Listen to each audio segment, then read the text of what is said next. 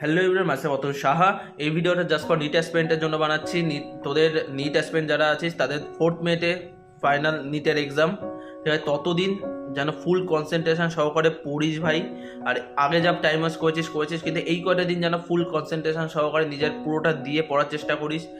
আর কোথা দিয়ে কী পড়তে হবে সবাই জানিস, আমিও আমার ভিডিওতে আগে বলে রেখেছি, যদি ইচ্ছা করে তো দেখতেও পারিস, নাও দেখতে পারিস। আর হলো previous year question must solve করবি সবাই, বিগত 10 বছর 15 বছরে। আর যদি চাস তো যেই মেন যেই অ্যাডভান্সের কোশ্চেন ফিজিক্স আর কেমিস্ট্রির জন্য করতে পারিস, গুড র্যাঙ্কের জন্য।